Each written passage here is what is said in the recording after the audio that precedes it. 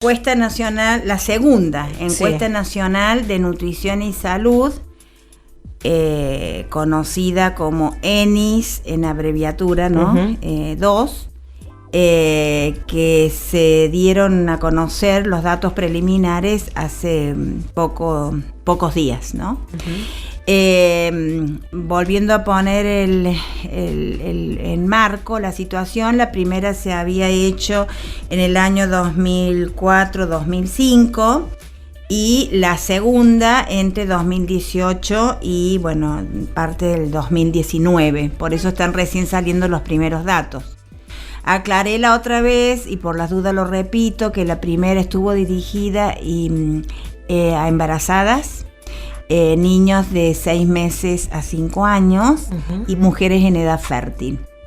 En aquel momento los primeros 4 problemas que más se identificaron fue sobrepeso y obesidad, hipercolesterolemia en las mujeres en edad fértil, anemia en embarazos y en niños menores de 5 años y especialmente niños menores de 2 años. Y también el otro problema identificado en aquel momento fue crecimiento longitudinal insatisfactorio. Aclaré la vez pasada de que en esta ocasión se cambió un poco el grupo poblacional donde se ejecutó y estuvo destinado a niñas, niños y adolescentes de 0 edad a 17 años y también a partir de los 18 años en adelante hombres y mujeres. Hicimos referencia la vez pasada de que se sostenía e incluso había aumentado la problemática de sobrepeso y de obesidad, particularmente en los niños menores de 5 años. Claro, y hacía la distinción del sobrepeso y de obesidad. El porcentaje, cómo se había incrementado, o sea, va siempre con tendencia en aumento. Eso es lo alarmante, digamos, a pesar de muchas acciones, intervenciones y políticas que se han venido desarrollando, evidentemente la problemática de este tipo no está solucionándose, sino que se sigue manteniendo y sigue aumentando a edades más tempranas, que es lo que más alarma. Se hizo hincapié en estos primeros datos justamente lo que había pasado con niños menores de 5 años, ¿no? También estábamos hablando en un porcentaje de alrededor del casi 8% de talla baja, que esto también es otro dato importantísimo a considerar cuando hacemos una valoración del estado nutricional de la niñez. Es como que son 2 indicadores, por un lado sobrepeso, obesidad y por otro lado talla baja. Eso implica que por múltiples factores, siempre lo remarcamos y es importante considerarlo así porque no hay un solo factor que va a determinar ni el sobrepeso, ni la obesidad, ni la talla baja. En general son múltiples los factores que inciden, pero que implican justamente un abordaje muy profundo de análisis y a la vez a los que deben tomar decisiones, un importante, digamos, respaldo en lo posible técnico y de datos de todo tipo y para ayudar a tomar decisiones más adecuadas. Claro. Seguramente. Y bueno, esto sirve, digamos, estas encuestas que se realizan, ven todos los porcentajes, bueno, a ver qué hacemos ahora. Exacto, es lo que pasó la otra vez. Claro, es modificarlo y es lo que está pasando en la actualidad, lo que está ratificándose, digamos. Creo que, como dije, algunas medidas se fueron tomando en relación a tratar de promover siempre un consumo de una alimentación más saludable en distintos espacios, de distintas maneras, a promover el consumo de más verduras y frutas, a promover el cuidado a una alimentación más nutritiva y saludable para la familia y especialmente para los chicos.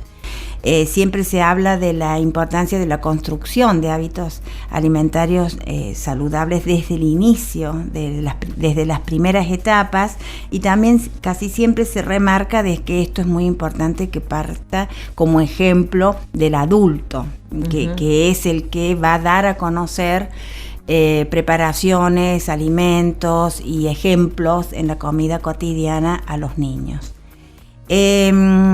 Otro aspecto que se analizó dentro de los datos que recién están surgiendo, vuelvo a decir, son datos preliminares, por lo tanto, de a poco iremos teniendo más información.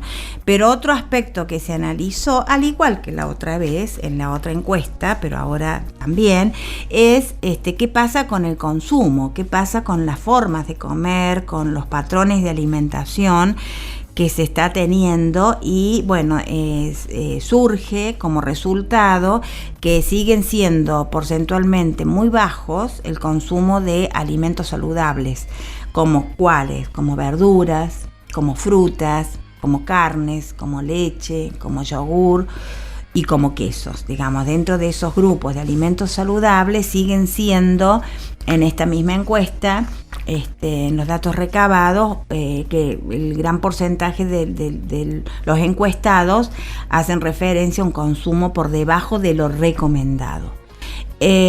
Acá es importante considerar algunos aspectos que muchas veces en este mismo espacio lo hemos hablado, de la necesidad de saber elegir, de saber comprar, de comprar frutas y verduras siempre de estación, que son las más económicas, y de la importancia de que hacerle conocer y gustar, sobre todo hablando de la niñez, distintos tipos de verduras, de frutas y de preparaciones hechas con esas, para que se acostumbren a diversificar su consumo y no estemos siempre atados a una determinada preferencia que en alguna época del año puede estar más cara y que no hay necesidad, digo.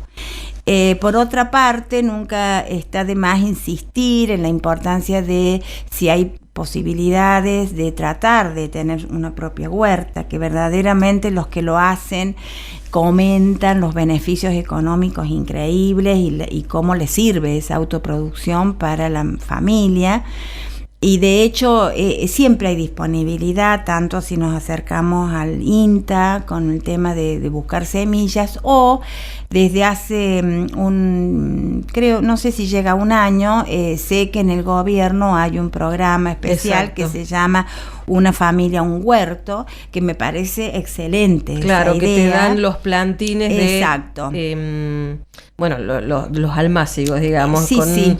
Verduras de estación. Exacto, tanto verduras y la posibilidad dan, incluso de un frutal si uno quiere plantar, si una tiene la posibilidad, o las hierbas aromáticas.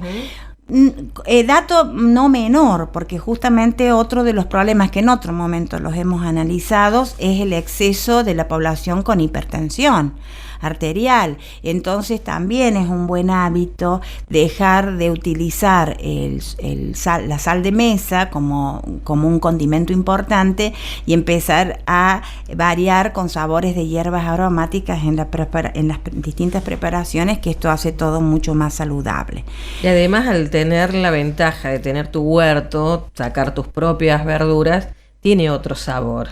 Eso es totalmente distinto. Y tiene otra garantía de inocuidad, que es lo que tanto sabemos, que a veces cuando consumimos este tipo de alimentos, por ahí surge la duda de cómo fueron cultivados, de cómo fueron fulmigados y todo lo que sabemos en relación al peligro que a veces acarrea. Entonces no hay nada mejor que algo más natural y que uno sabe de dónde proviene. Por lo tanto, estos grupos de alimentos que justamente en esta encuesta figuran como los que se consumen en muy poca cantidad, por debajo de lo que se aconseja y que tienen múltiples beneficios a nivel de la salud, creo que siempre hay alguna manera de conseguirlos a un costo más adecuado, o casi sin costo si lo produce uno mismo. Con respecto al tema de la carne, de la leche o del yogur, obviamente sabemos que en ese caso tenemos que saber elegir, no casarnos con marcas, sino saber justamente elegir por ahí la que está de mayor oferta, la que sea más económica, y saber que la cantidad requerida para consumir, sobre todo, es más importante en una embarazada, en un adolescente y en los niños. Tampoco hay que olvidarse que uno de estos alimentos prioritarios, como es la leche, existen programas relacionados a intervenciones públicas, como el materno infantil, que es uno de los más antiguos a nivel país, pero acá en San Luis también está el Con Leche Salud, donde a las familias y a los niños y a las embarazadas que se atienden en la parte pública y que están bajo estas edades que estoy mencionando, características, lo reciben en forma gratuita porque es algo que lo otorga el Estado. Es importante también esto informar, me parece siempre, porque por ahí puede haber personas que no lo tengan en cuenta y hay que explicarles esta posibilidad. Obviamente, dentro de estos productos, sobre todo lácteos, como es la leche, el yogur o los quesos, la leche es, como te digo, el que hay que tratar de consumir inicialmente. El yogur muchas veces tiene el mismo costo y si no se puede preparar de manera casera. Y el queso sí es un producto muy caro. Sí. Entonces hay que, evitarlo. No es indispensable mientras esté la leche o el yogur en su reemplazo. Bueno, pero ¿qué pasó? De la misma manera que surgen de esta encuesta el bajo consumo de estos alimentos que son los que más necesitamos, por el contrario, los alimentos o productos que no están recomendados, como serían las bebidas azucaradas, los productos de pastelerías, los snacks, las golosinas, con alto contenido, todos estos, tanto en grasas como en azúcares y como en sal o sodio, ha aumentado el uso. O sea, lamentablemente ese es otro de los resultados alarmantes, que el uso y el consumo de alimentos no saludables ha aumentado, y sobre todo en el colectivo o en la población de niños, niñas y adolescentes. Entonces, este es otro indicador que perfectamente nos hace deducir también por qué los resultados del aumento del sobrepeso, ¿no? Y de la obesidad. Claro, y ahí está lo que vos decís siempre, Nora, la elección que nosotros hacemos de lo que vamos a consumir. Porque ahí tenés, si vos elegís una fruta, una verdura o algo que lo hagas vos, alguna galleta, algún bizcochuelo, te va a salir mucho más económico que gastar en una gaseosa, en los snacks, las papas fritas que a veces suelen comprarlo. Tal cual, niños, eso sí, sin duda. Pero por un lado más económico y vamos a estar aportando alimentos y sustancias saludables para el cuerpo, para el organismo, para evitar justamente estas enfermedades que estamos hablando. Justamente dentro de los grupos poblacionados de esta población estudiada, es más el consumo en niños, niñas y adolescentes que en adultos, o sea que también se marcó esa diferencia. Se supone que parte de esta situación se genera por la propaganda, por el marketing, que está como muy destinado a entusiasmar a los chicos.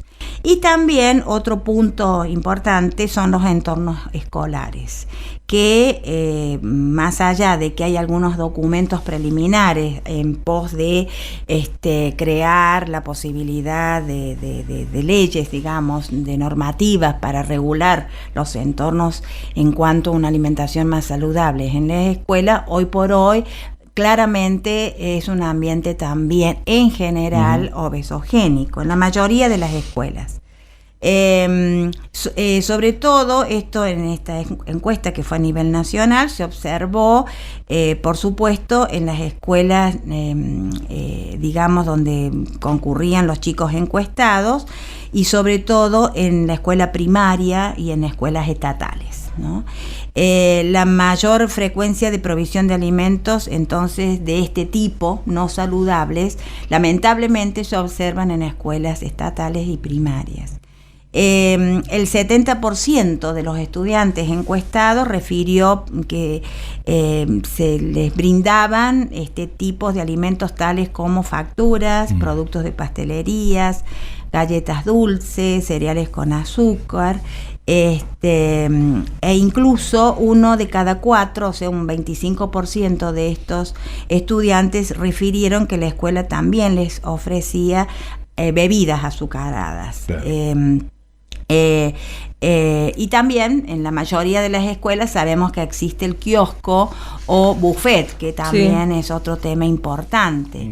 En cuanto a la consulta, a la información recabada de la disponibilidad de agua, simplemente de agua, los chicos refirieron que sí podían contar con agua disponible, digamos, agua segura, dispenser y demás, pero solo en un 56.9%. Y los productos más comprados, bueno, siguen siendo las golosinas, las bebidas azucaradas, los snacks y demás. Esto es algo importante a entender y a tomar en cuenta y a tener alerta, porque pasa en la mayoría de las provincias, en todo el país, y no está bien regulado, evidentemente, pero con pequeños cambios se podrían hacer grandes mejoras, ¿no? Pero también se necesita la ayuda de la familia. Claro. Porque en algunas ocasiones, cuando he tenido oportunidad de colaborar con escuelas, con la cooperadora, que es normalmente la encargada de preparar la copa de leche, o con los kioscos, cuando se intentó regular los kioscos saludables en la provincia, que está por ley, surgió como uno de los obstáculos que mencionaban también, de que a veces los chicos, lo mismo desde la familia, desde la casa, ya traían ese tipo de alimentos que no eran los adecuados. Claro.